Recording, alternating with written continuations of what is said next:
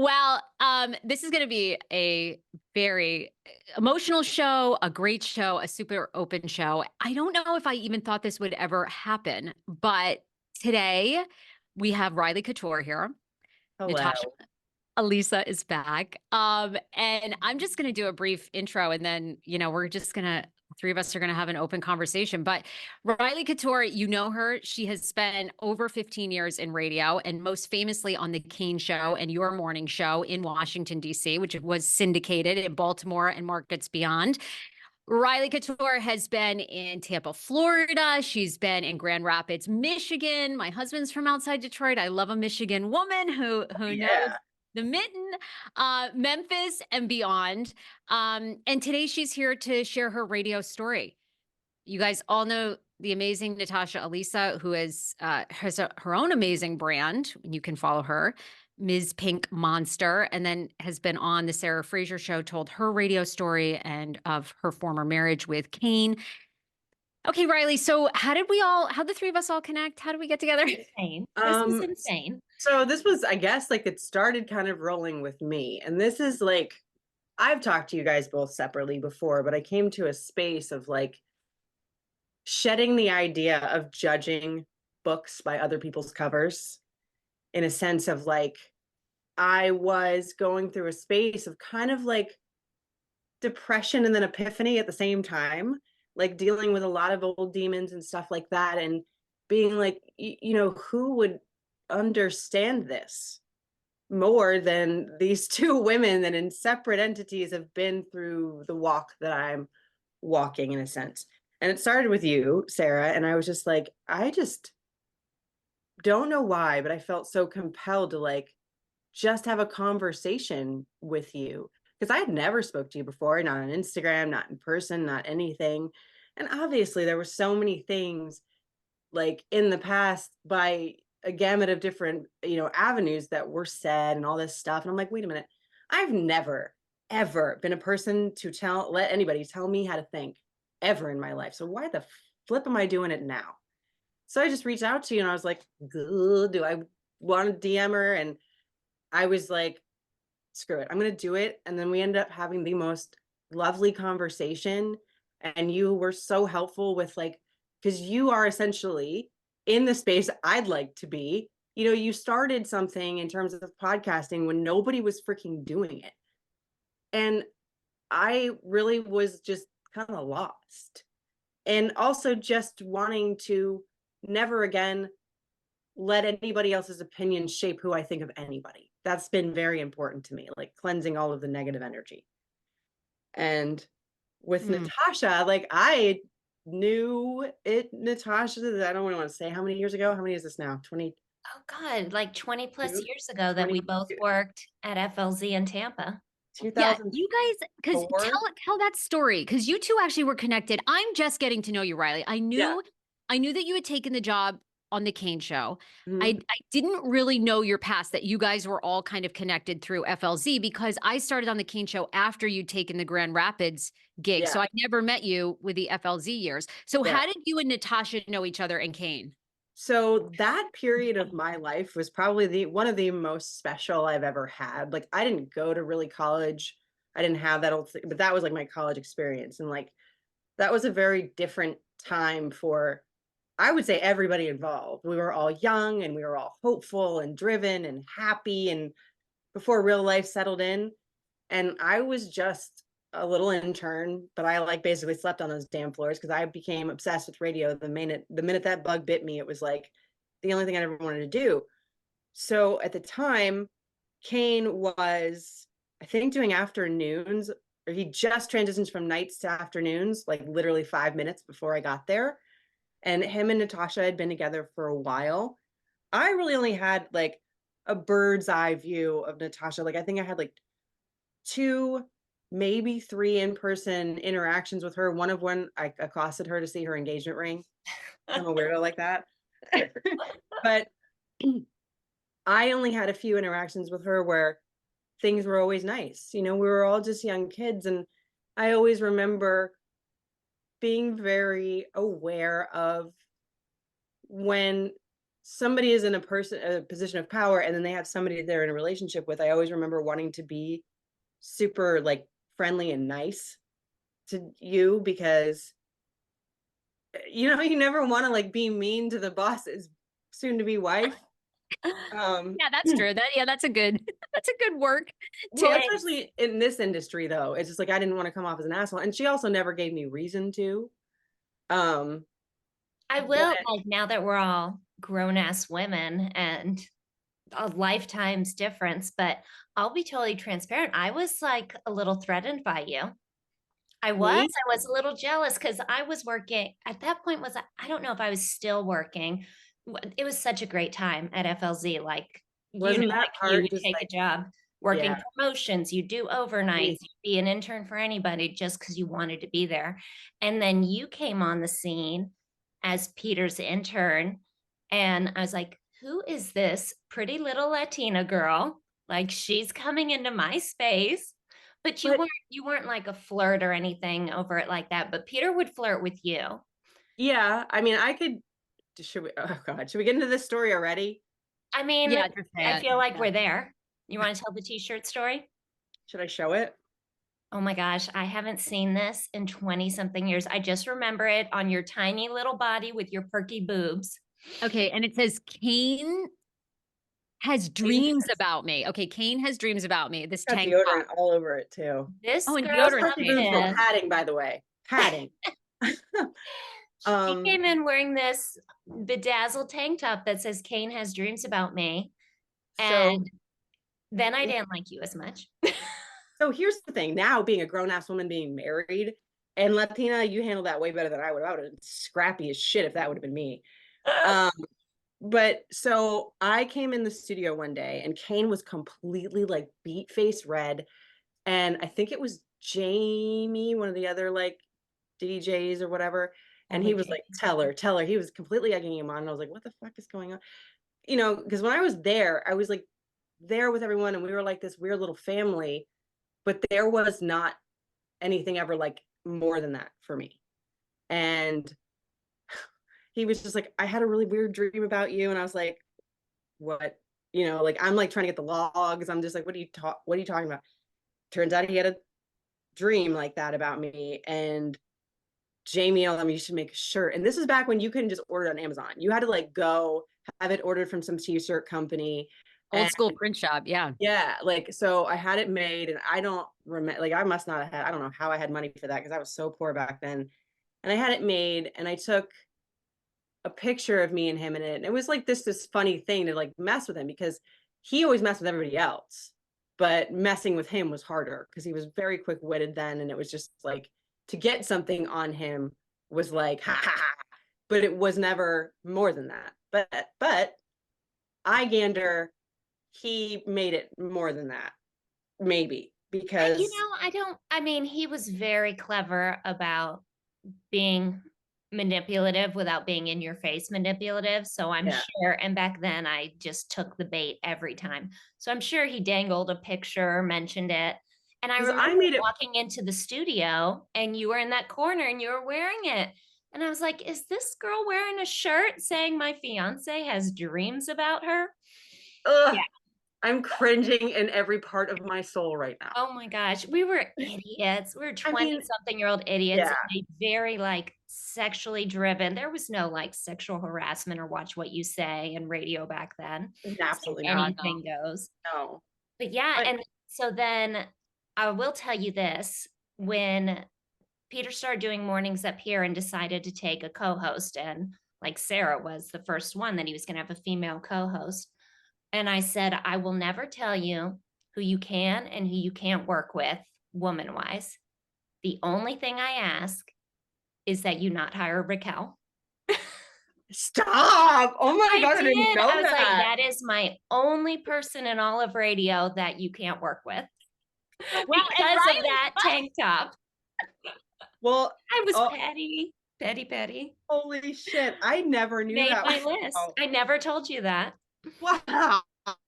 And then after I we mean, got divorced, the first person he hired, Raquel. wow.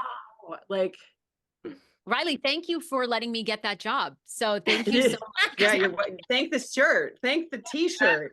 I can tell you there was never anything between Kane and me. I was like a chunky white girl when I started. We got along. We were good friends, and but believe me, Natasha was never worried. She was never worried about me.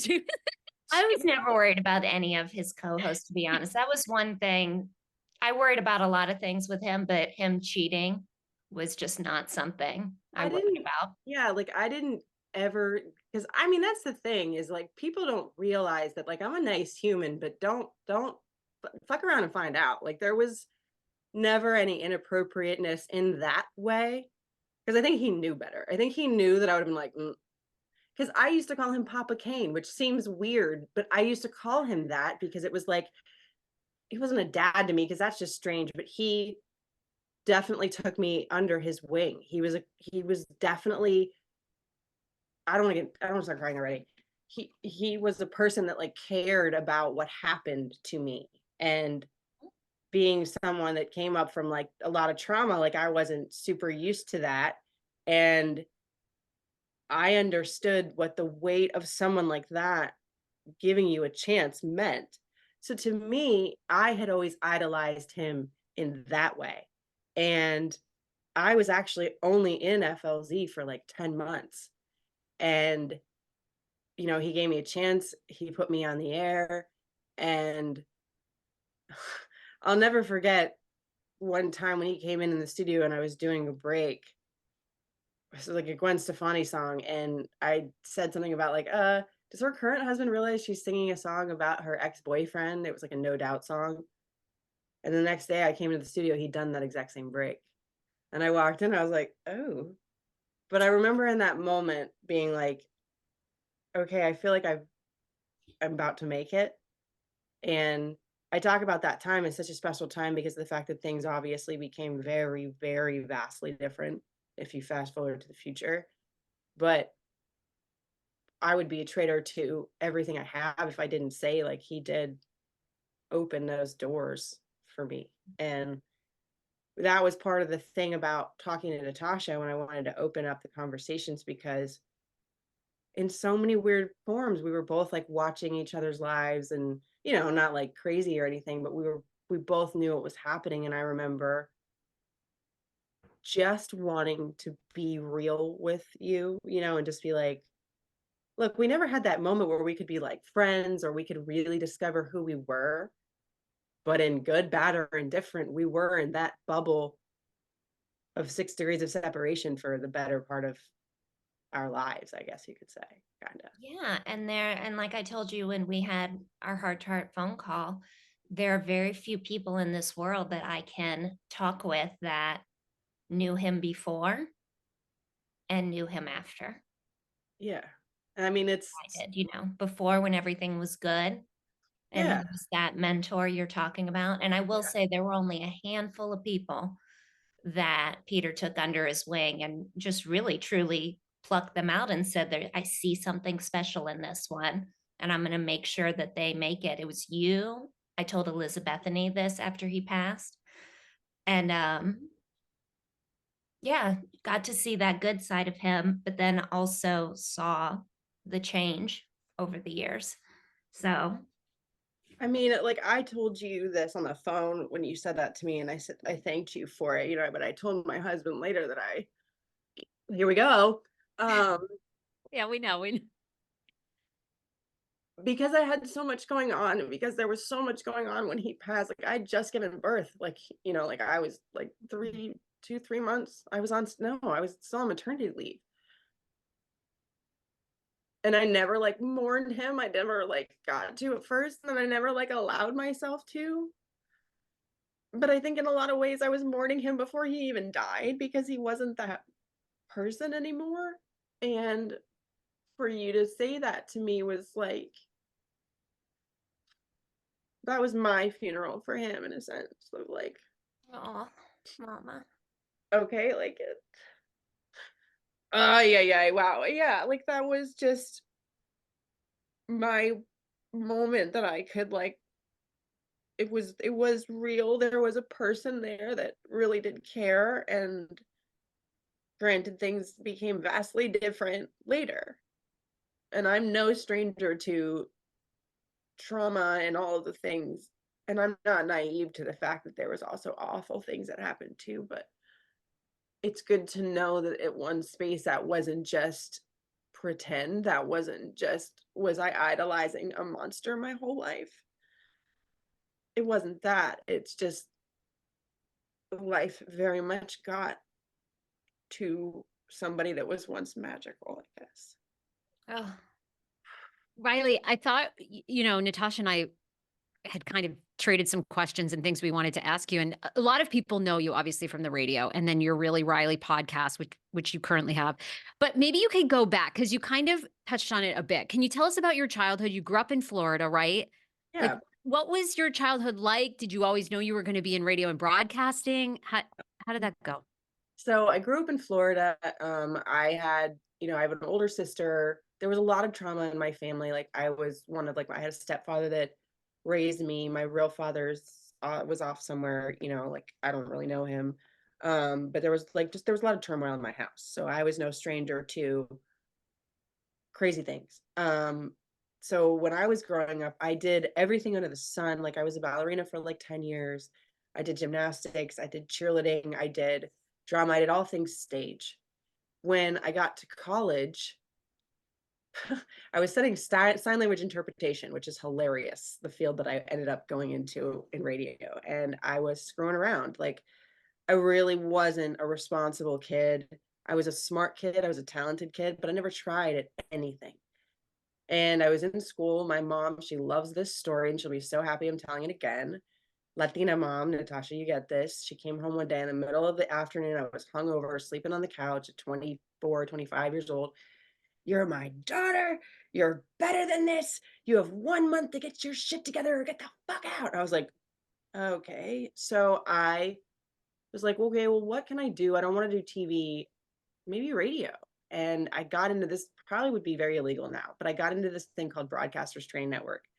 That you had to hand them over $5,000 and they ah. gave you like an internship. Now, my original internship was not with Kane. It was with Wow. another person that you all know. And Can you not say who it was? Because now I'm dying to know who it was. Because I don't remember. Was it at the same station? yeah. Yeah. Okay. Like, Oh, yeah, that is person. this the person that got really drunk at my wedding and made an ass out of everybody? Probably. Sounds right. Probably. Yeah. I know who you're talking about. But I got that internship and then he went literally the week that I was supposed to start to go to a different station. And then they plopped me with Kane, which, hey, here we are now. But Mm. I remember like never trying so hard at anything in my life because I also have ADHD that I didn't find out until 2 years ago. And the way that it hits me is that if I'm not interested in something, I might be good at it, but I don't try. This was the first thing in my life that I was like, I'm going to do this. I am dying to do this. Like, I slept on the floor, like, whatever you want me to do, I'm going to do. I had never wanted anything so much in my entire life. And I remember my mom called the dude from Broadcasters Training Network and she wanted like numbers. She's like, is she going to be successful at this? What can, what can we expect? What money can we expect her to make? And this is obviously 20 years ago, but he said to her something that still sticks with me today. And I actually told this story to my son last night because he asked me about my start in radio randomly. And he said, well, Mrs. Mattingly, she'll get out of it what she puts into it. And that clicked with me. And they're like, I don't know about money. I don't know where her goals are, but there's really only about 5% of people that will like make it and like make over six figures, like especially as a woman, whatever. And I was like, I'm fucking doing this. I told that story to my son last night, kind of going, okay, like I left the station after getting an opportunity in Michigan 8 months into my internship because I got into like promotions and I did all of that stuff. And I remember Kane saying to me like, hey, you want to do mornings? And I was like, what? Who are you talking to? And he's like, do you want to do mornings? And I was like, yeah, what are you talking about? He's like, in Michigan though. I was like, Florida girl going to Michigan in the middle of winter. And Wow. yeah, so I went there.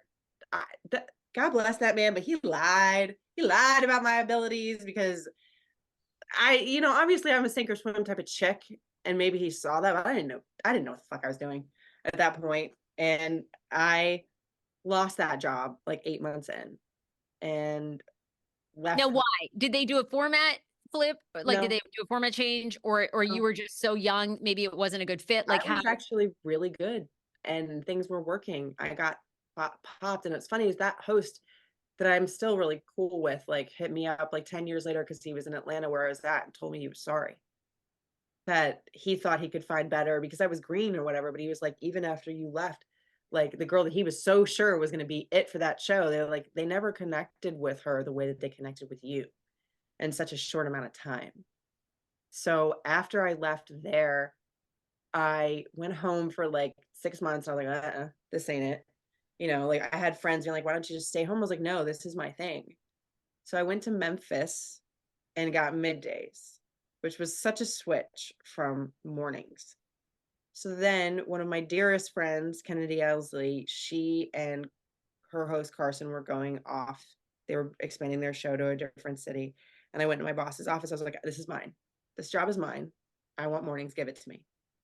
So they paired me with this guy, Maney, and god damn, did we ever lock horns? But we were actually beating Kane at that point because he was syndicated in Memphis at that point. Wow.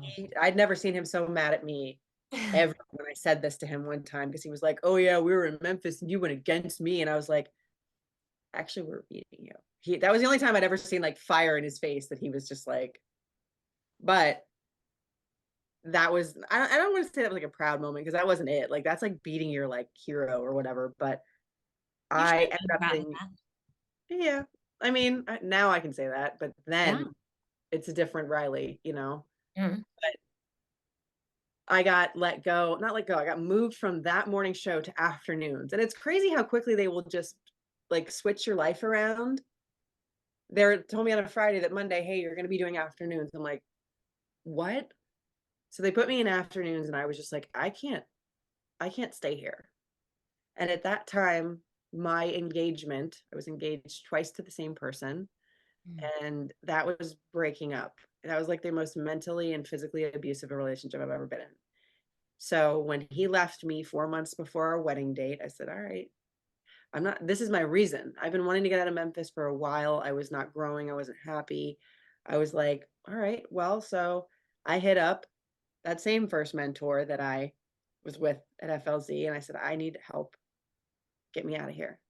He hooked me up with a couple of names in Nashville, and literally like one interview later, I went to that interview and choked on some edamame during my interview because it was spicy edamame and I was like choking on a chili. Like I I've thought done. thought for sure I was gonna bomb this. And I got hired there and was there for a year and 1 month. And in that time, the second wedding that I had planned to this person broke up. And Mm. I was so devastated and just ready to quit radio. And then my boss at the time was like, "Hey, we want to put you in Atlanta." And I was like, "I can't do this. I don't what? I don't want to move again. I don't want to do this again. Like I'm done. My heart's broken. I can't." And they're like, "No, you have to go." So here we go again. I picked up all of my shit and moved to Atlanta. And I was in Atlanta and we were going against the Bird Show, which if anybody doesn't know, that's a big ass show in radio, a big ass show, and had been Huge in morning show. Yeah. Bird He's been on the air for how many years? I mean, he's been time syndicated. forgot. Like at Yeah. 20, 30 something, because I think at the time it was like 22 years. Yeah. And this was like 2014, I think.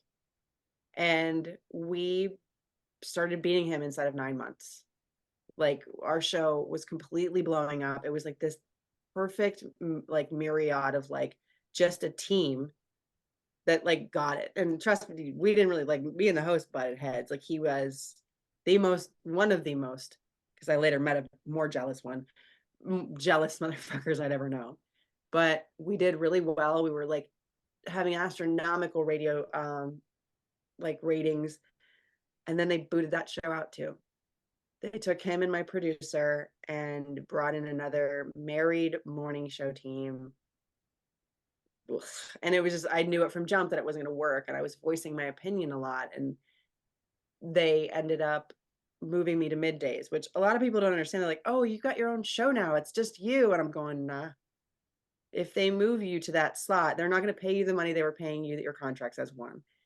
And two, they're going to get rid of me at some point." So, and I was a single mom of a 9-month-old boy at that time. Wow. And had you And had your first son with the guy that you were on and off engaged to? no, Okay. Okay. So that broke off. Like that was a very that was abusive, done. like toxic. Was Okay. done. Okay. Yeah. So you moved to Like, Atlanta. You guys finally you get rid of him. mhm. And then okay. And so you've met somebody new. You're thinking you're gonna start this relationship, and then you have your son, or how did that? Yeah, that's the only one thing that I never like ever go there with just for my Oh, kid. But sure. give me 10 years. He's 8 now. Give me 10 years and I Yeah. will. Um, We understand. but We got it. um I was basically a single mom myself, like essentially, like electively, I was just like, okay. And I was like, oh God, what do I do? Like that show was killing it. So you finally get to this thing that you think is gonna be your mecca and then it blows up and I'm going, fuck am I gonna do? And I remember crying to my mom on the phone, and she will never let me live this conversation down to the day I die because she was right. I was crying, what am I gonna do? Mom, it's over. Like, I can't believe this is happening to me. She said, well, baby, what if this is the moment that's opening the door for you to be part of the Kane Show? Your mom said that? Yep. And I Just out yelled of at nowhere? her. I Oh, wow. screamed at her. I was like, what are you talking about? Why would you say that? You know that's what I've always wanted. That's never gonna happen. I was so angry with her for putting that carrot in front of my face. At that point, I got goosebumps. And lo and behold, literally like a month later, there's an opening for the Kane Show. Wow. I had a conversation because I would periodically call Kane just to say hi or just to, you know, get advice. And I was like, I don't know what to do. And at that time, obviously things had changed a lot, but there was like a lull of like 5 years that I really didn't talk to him that much. His career had fucking blown up. Like if I thought he was the Mecca then, he was the Mecca now. Like, and I'll still say this to this day, like he would have been bigger than anything. Ryan Seacrest, Dick Clark, you name it, he would have surpassed it by light years, period. They had big plans for him. That was Yeah. they'd always tell us, you guys are going to replace Elvis Duran. Elvis. You're Yeah. you're gonna end up getting the New York market. You're gonna, stick with it, stick with it. Of course, they never would address the root issues, but Yeah. that was always the plan. Yeah. And I mean, for me to be like a part of any of that, I was like, "Phew." But I was like, this has to be manifested. This has to be it. So I contacted everybody that I knew. Obviously, when I talked to him, he was like planting seeds that I didn't know he was planting at the time. Until he like, because when he heard that my show had blown up, it was like the stars had aligned. Mhm. I did not know that piece of information that Natasha told me earlier. So, but I went out for it and he was very excited. The reception going there was very earth-shattering for me though, because I moved there with he was literally 1 month. He was 13 months old. I knew nobody. Like thank God I had my nanny at the time graciously come up and stay with us for a month because she adored Lyric. That was like her little baby. And I was very, very lost. Because when I came into it, the situation wasn't what I thought was going to be this family that I had at FLZ. Mm. Obviously, he was different. And So even right at the beginning, you could tell the difference. yeah, I couldn't pinpoint what it was because it's not like he was mean to me in the beginning. It wasn't that. Riley, Also, wait, just set the kind of what year was this? I was going to ask the same thing. 2017, 2017. Okay. Okay. January of 2017. Like I So the started the new year as part of the Kane Show.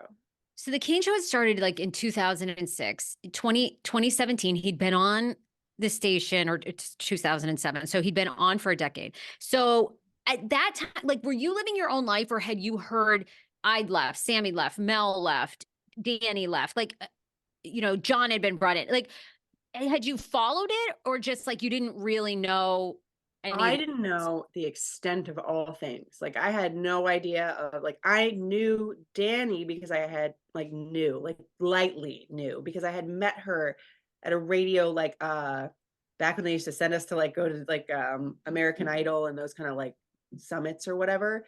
I met her Sure. one time and I actually was like, you were on Bridezilla's because I was so obsessed with that show. I didn't even know her as like Danny from the Kane Show. And we just had a cool conversation, and that was really the extent of what I knew of her. I found out later, I was like, oh, like she's part of the Kane Show. What's wrong with you? Like that kind of thing.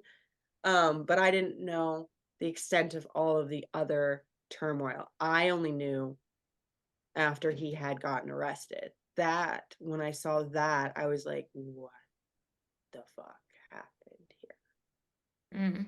And in my head, I was like, I he's still got to be that same person. You know what I mean? He's still got to be in there. Like people fuck up. And he was very, very convincing. I mean, Yeah.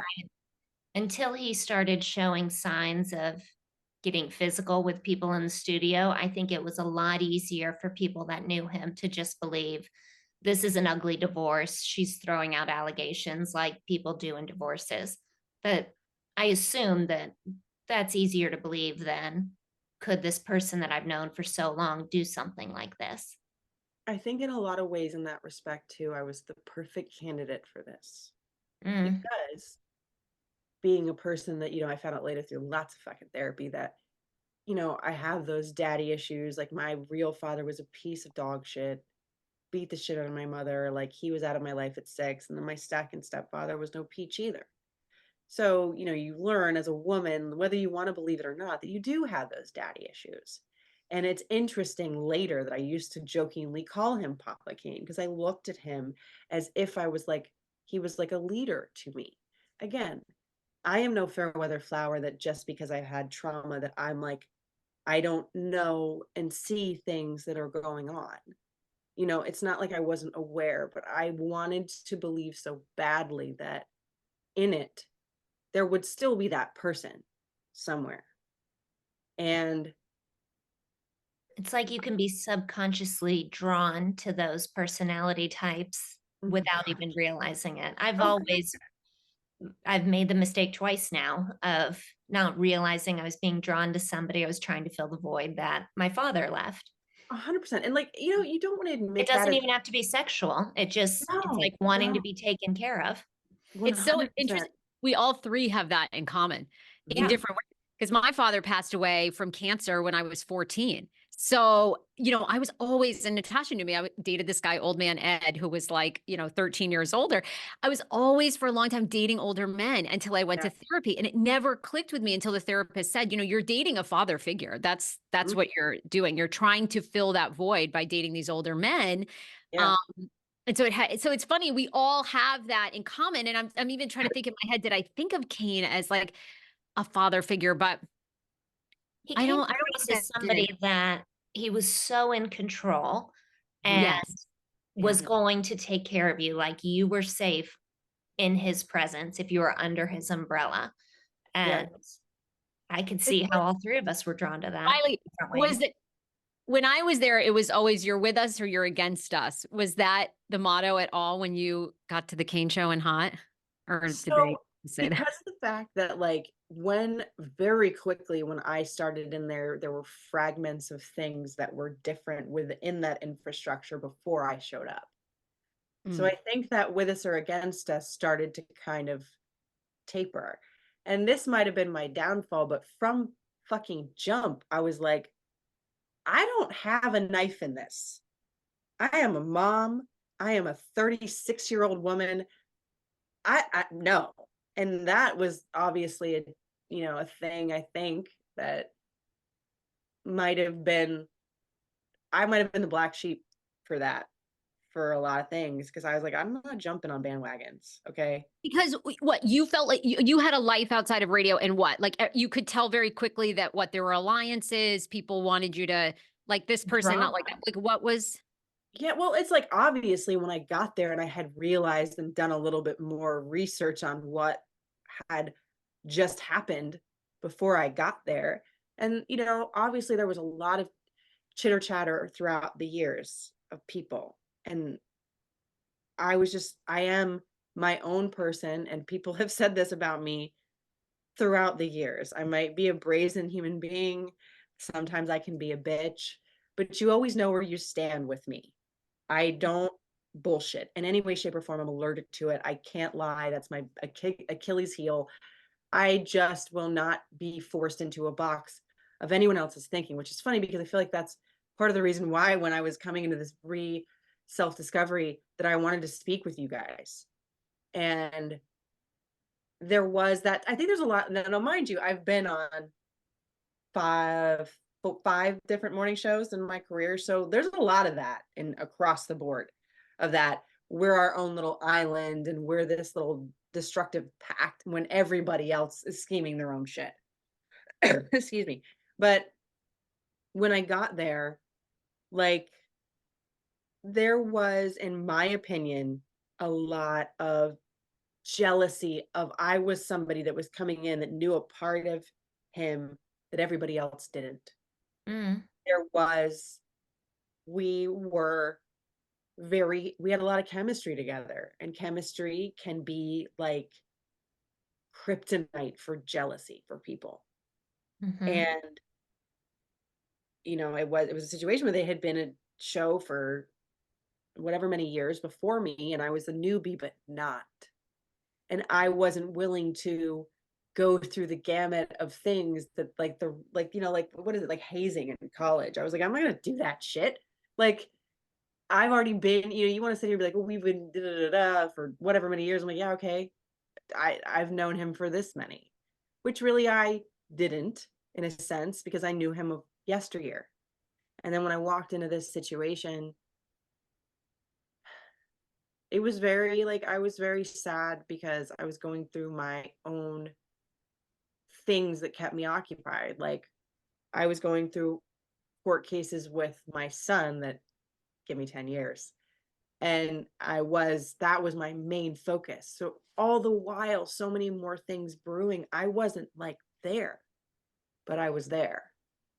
And I couldn't understand how this person that I had idolized for so long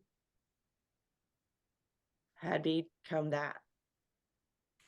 I Like, don't know if it helps you fill in any pieces or just give a different perspective, but now that Sarah and I have talked about, now that I have all of his belongings, I've been able to fill in a lot of the blanks of everything that was happening, conversations he was having with certain people.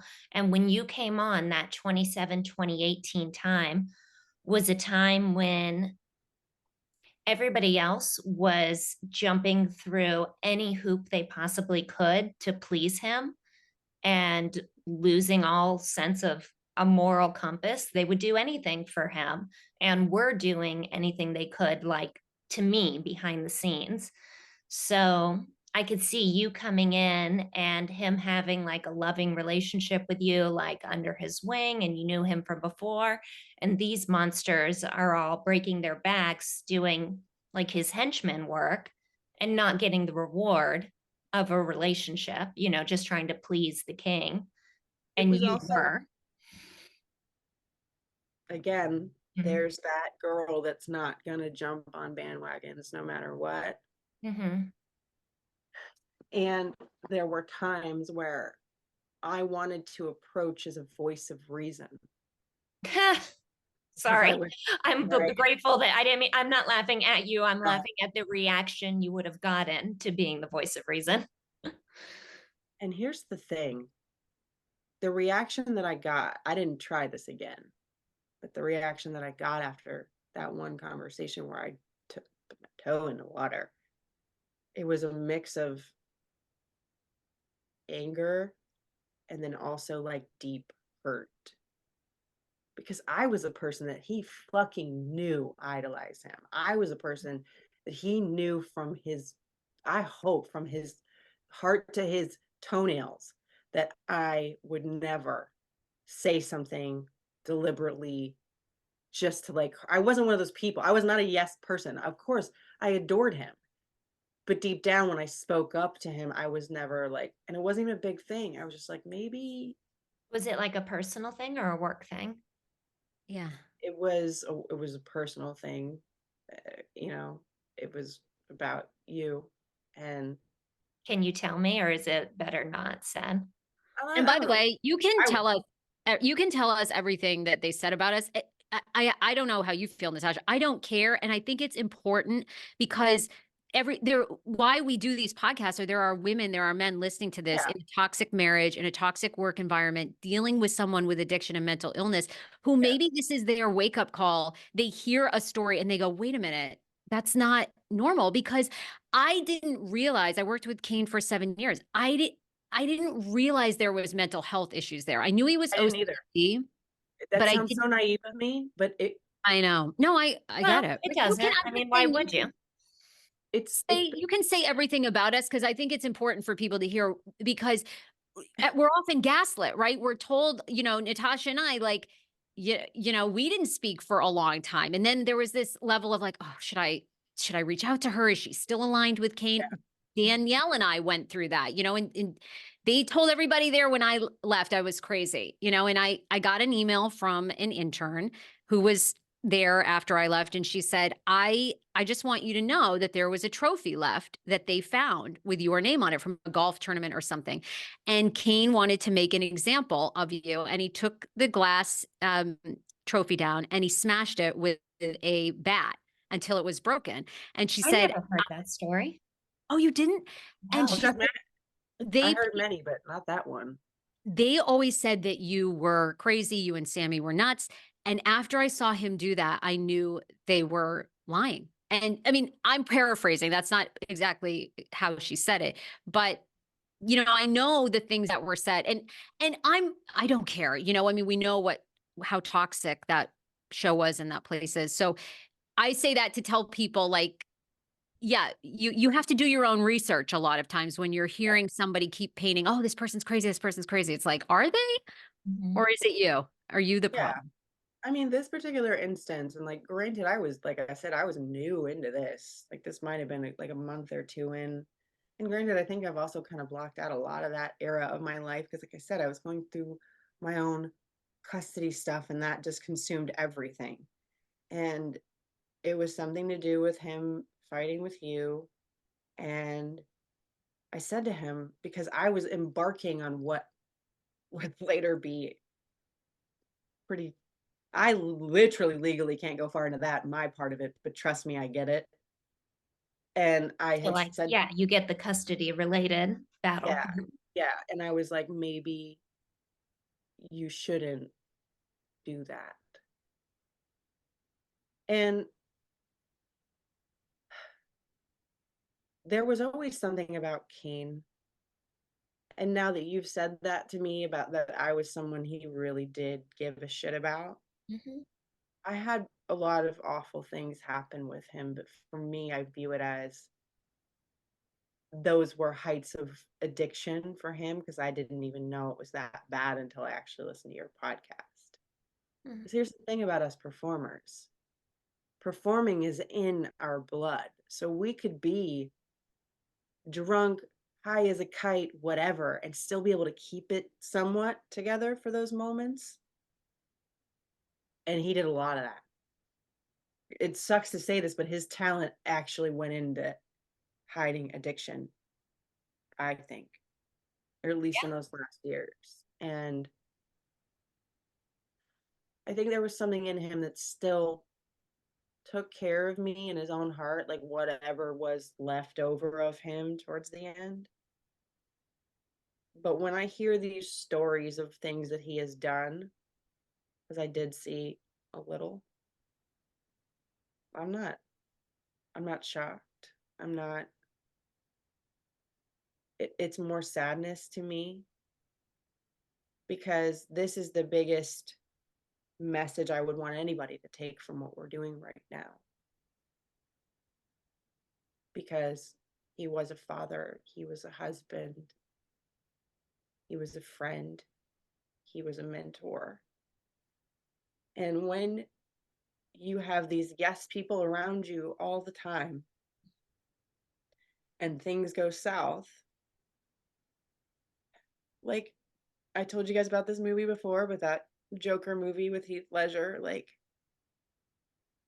it reminded me so much of him, that like someone that was kind and gentle, and people just kept jabbing this person that inwardly had those mental health issues that were just kind of waiting to bubble up. Because what I'm learning through my own self and my own mental health issues with anxiety and depression and all those things, they're kind of like waiting there to bubble, and the entertainment industry is the perfect storm. How many celebrities do we see die young because of that?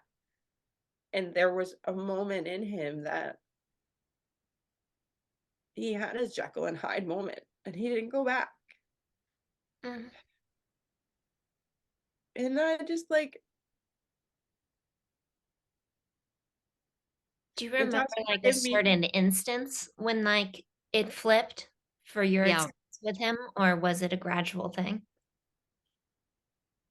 so weird, because he would go back and forth. Like there would be these glimmers of like who he used to be. And that, of course, for me is like, okay, wait, he's coming back. Okay, it's okay. We can do this.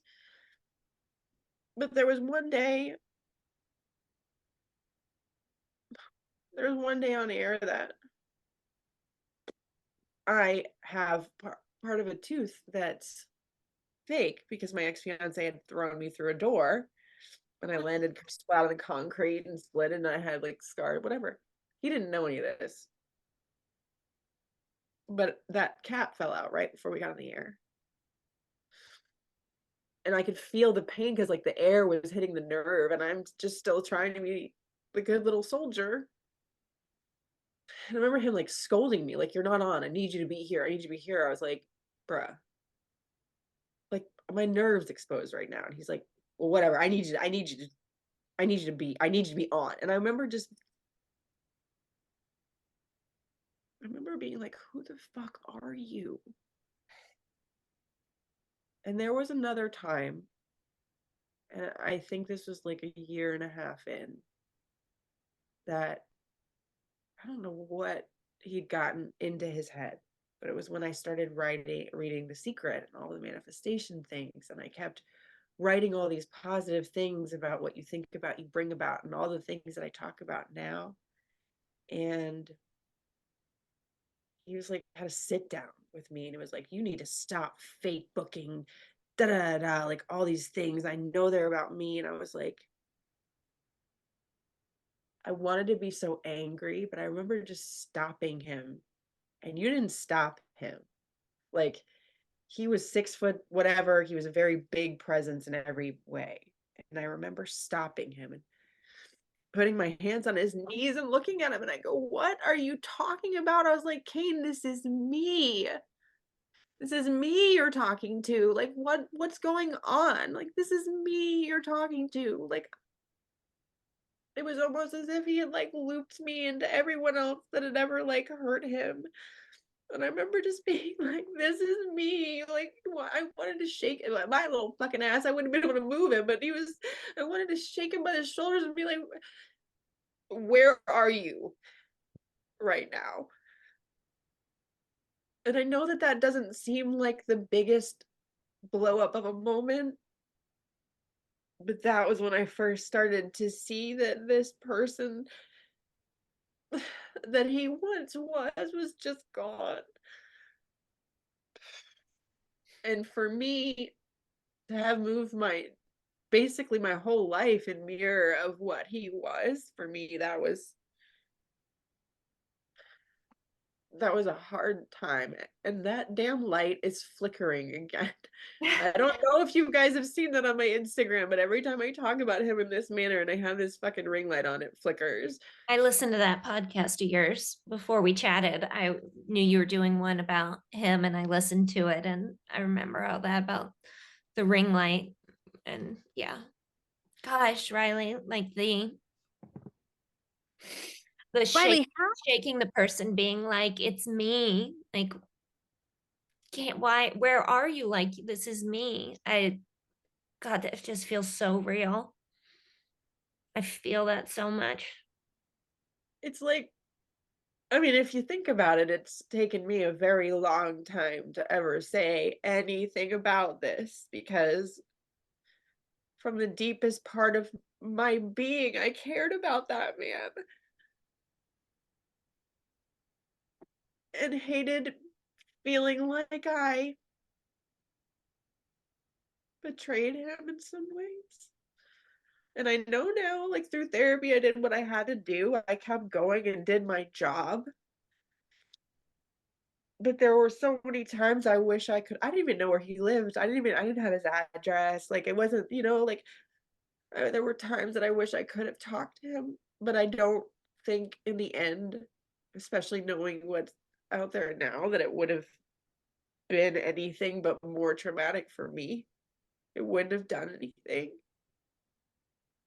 But I think he was a person that he got so inundated in this world of yes people that he couldn't recognize when people genuinely gave a fuck about him. And I've always said this, like, I don't ever try to take someone else's story, experience, trauma from them because you're a piece of garbage if you try to tell somebody that what they lived isn't true. But I am still a person that really gave a fuck about him. And there's not one day that goes by that I wouldn't give anything to take a lot of that back. Take a lot of what back?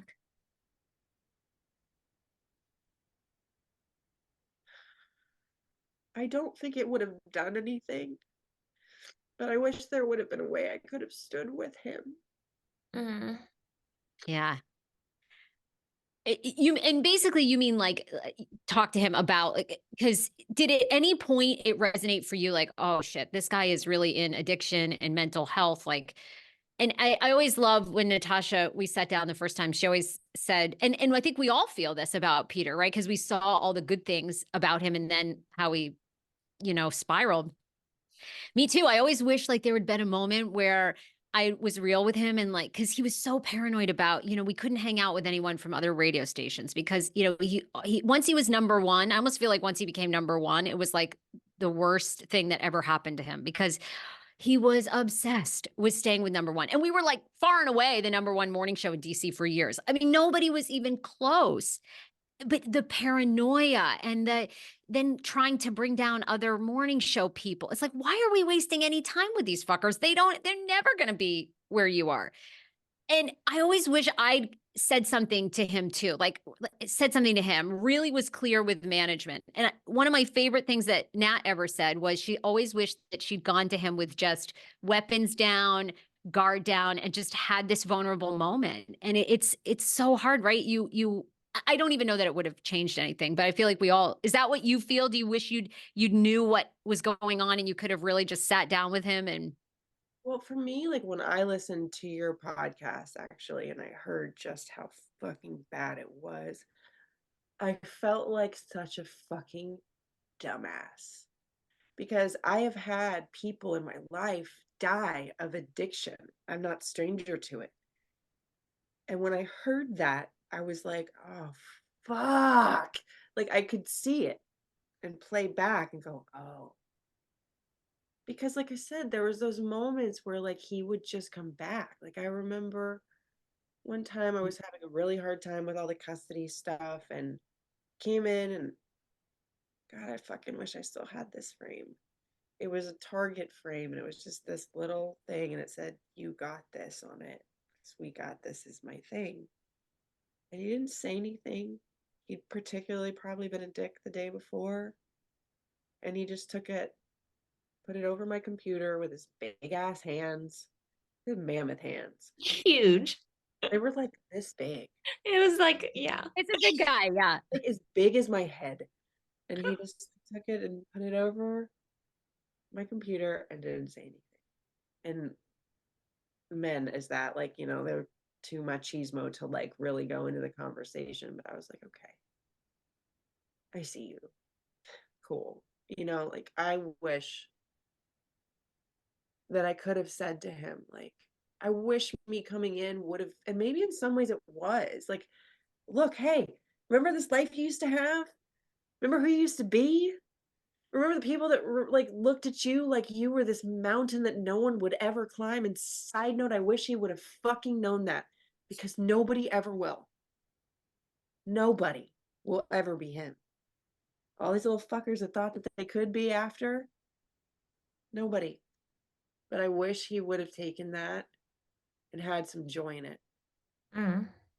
Like hearing that, because of the fact that I'm always like, what you think about, you bring about. And because I talked about Kane throughout my whole life, saying that I want to change someone's life the way that Kane changed mine. The universe listens to you, good, bad, or indifferent. And I fear that maybe had he not passed away, maybe I would have ended up the same way. Mm. Wow. Because when I lost radio and the way that I lost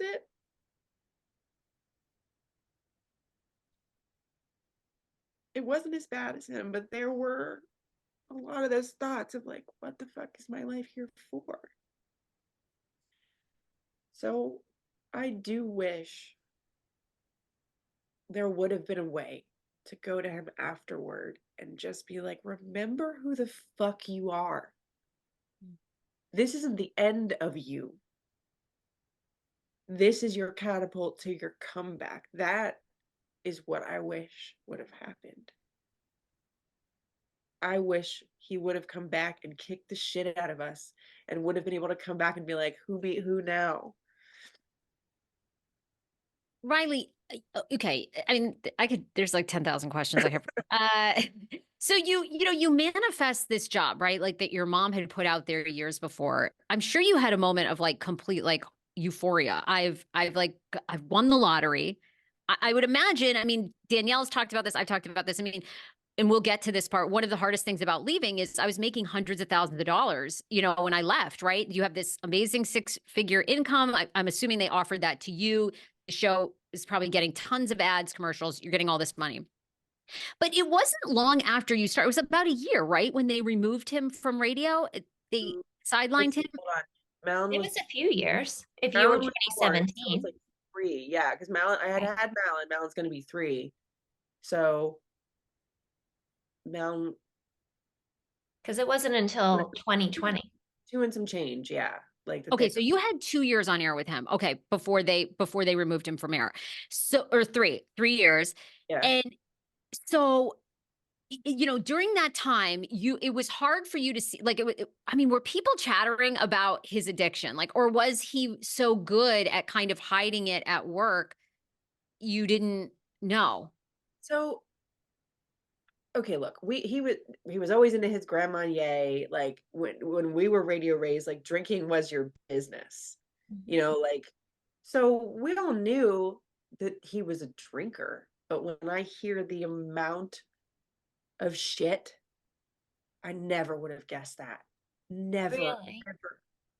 Like, Wow. So he never seemed, because it's funny, even when I was doing Mix 1073, well, it was TC's 1073, 2014, 2015, they ended the show. But we would get texts like, is Kane drunk on air? Is Kane drunk on air? I mean, that was then. So I wondered what it was like. I did see a difference in the Kane Sparkle, if you will, right? Mm. The first time that I saw him slip ever, like on air, and I don't mean slip as if like there was this big thing.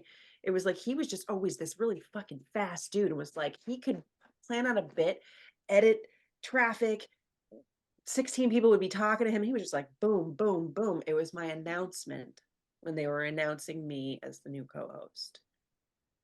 He was just fucking all over the place. He was like, I had my old producer text me afterwards and be like, what the fuck was that? Really? Because, yeah, Wow. you would have thought that it would have been this big heartfelt thing. We had this history. Now, mind you, I know he was like in this space where he was trying to play to the audience of like, nobody's leaving. It's not that, da da da, given the history. But I remember him just being so fucking off. And I was just like, yeah, what was that? Like, and like, and I wasn't naive to the fact that he could be an aggressive human when tested. Like when I first was an intern at FLZ, there was like a night guy that was like saying, talking a bunch of shit about me, saying that I should be doing these things that as my intern, it wasn't even a job. And he stood up for me. It was like, bruh, da da da da. Like, and the way that he was like, like cut him. Again, being a person of trauma, you can recognize that in people. You search for it and then connect with it like an idiot. But I was not naive to the fact that there was shit going on. I just never would have actually realized it was to the extent of it. Now, also think about this from someone that's also used to trauma, Mm. had trauma. It might have also been very easy for me to compartmentalize this because this was my life. I'm a single mom. This is how I feed my son. I've moved my whole life here. Then I'm getting married and having another baby. And of course, in my head, there's no life beyond radio. You know, this was my dream. This is what I manifested. This is everything. So now when I look back on it, yeah, there was a lot of things that were just not what I knew of him. Because now when I'm literally looking at it and I can still picture that damn nasty ass board at FLZ, it was just like I used to look at him like a fucking wizard the way he moved that board. And I was like, I remember one time I went in the studio and cried, and he's like, "What's wrong with you?" I was like, "I could never do this. I can't be what you are." And he was like, and he wasn't that at the end at all. I think a year before he was removed, or maybe not even that. I was at the Pride Parade, the famous Pride Parade in DC, and I was like 2 cars behind Hot 99.5 in their float. And I thought, oh God, I'm going to get right in front of them. And the entire time, because I'd started my podcast and, it was a rough start and everything. He's going to be saying Hot 99.5, the #1 morning show, fuck podcast. I'm going to be like hearing this the whole thing. Right. And then I witness him berating. I thought at the time it was you, right? Like going off on this person. Get the fuck. And he's on the microphone, amped up.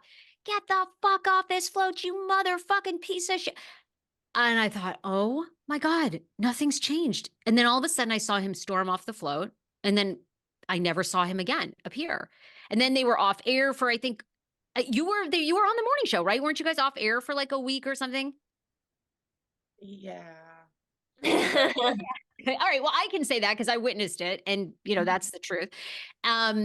So okay, after that, like, were there rumblings that he was going to be removed, or did you guys come in one day and they just said it's over? You I guys thought got to carry he would on. never ever be removed out of that because of who he was and what he did monetarily. That was like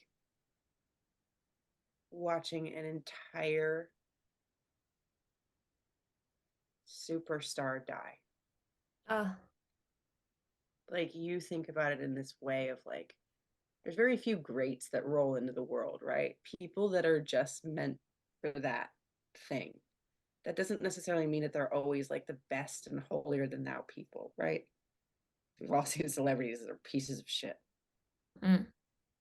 But there's always that like, we call it cancel now or whatever. But this was bigger. This I have would a have feeling you been can't comment on this, but just from reading his emails and everything that was going on his end when that happened, I walked away with the feeling that he walked into a trap that was set for him because somebody else didn't want to wait any longer to be #1. Mm.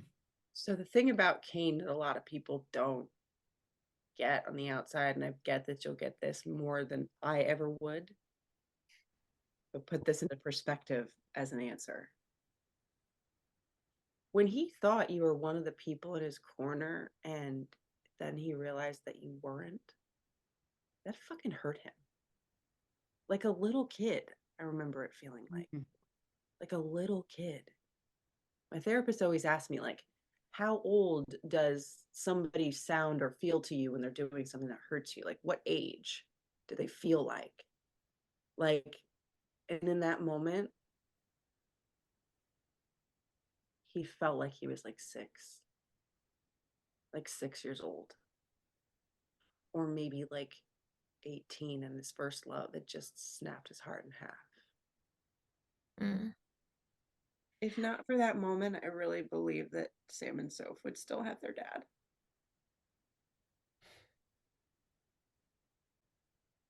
Wow. Thought of it that way. Because yeah, losing being Kane was too much for him to live with. I mean, that was everything to him. I mean, I've been told, and you probably can't say this, so I will, that there was like a no contact order put into place, that nobody was allowed to speak to him. And he kind of brought it on himself because, of course, he was fighting it tooth and nail. I'm going to sue. I'm going to get my job back, or I'm going to take everybody down with me. So I was told that because of that, they needed to legally protect themselves and nobody was allowed to speak to him, which In truth, like, I don't know if that's true or if that's just an excuse for why nobody reached out to help him when he was so clearly drowning himself after he was off the air. I never reached out to him, and it's one of the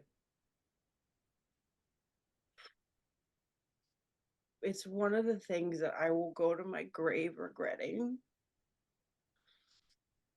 because there was a moment where a listener had messaged me saying that he was at this store that he went to all the time, The liquor store? and like he's not doing well. And again, I remember thinking like, oh my God, like if he's outwardly letting that show, he's really not doing well. Wow. And I think it actually broke. I think it cut up for 1 second. He was at a liquor store. Is that he Yeah. frequented, and a Like, listener worked there? Okay. Yeah, the listener worked there and he had frequented it, and he said like, he's just, I know that you cared about him a lot. He's like, I think you should reach out. And I never did. And again, at that space, had I reached out, I would have gotten nothing but anger from him. And I was also scared. Whether there's legal things or not within this entertainment industry, there's always like unspoken rules that you just don't. Because as I learned, if they could poof be gone someone like him, what would they do to me? And granted, I don't condone certain things that happen, no matter how much I loved him.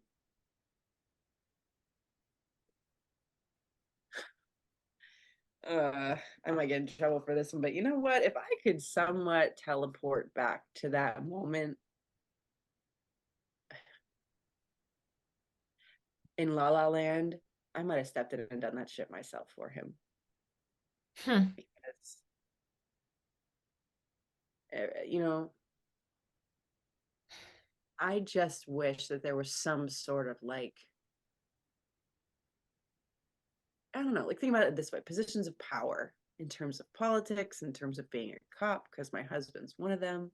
Oh yeah. You have to go through all of these background checks. You have to go through months of training.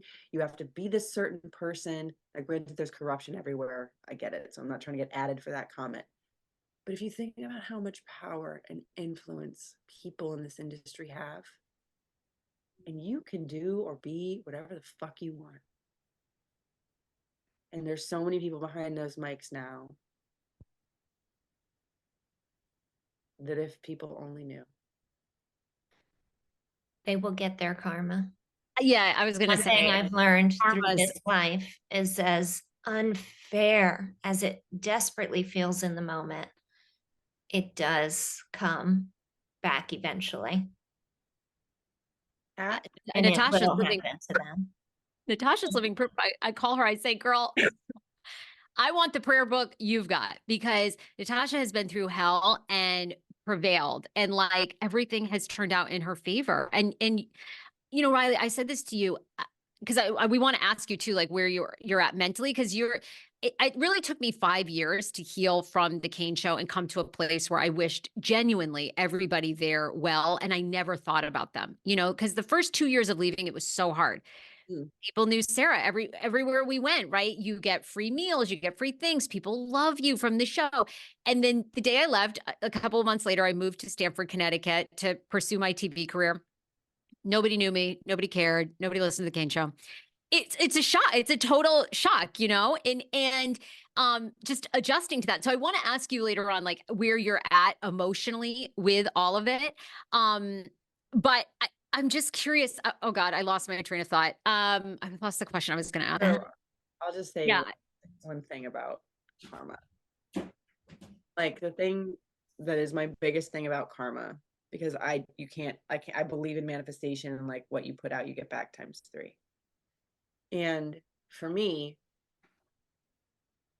I do believe that the karma that I received in leaving, being fired from that job, was good karma for me, because I could never, like, I wasn't going to have that Jekyll and Hyde moment.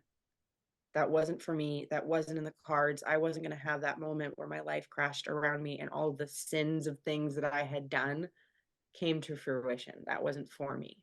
A lot of times people ask me, like, do you wish them ill and this, that, and the third? Like, there's a couple of, like, I don't fuck with any of them anymore.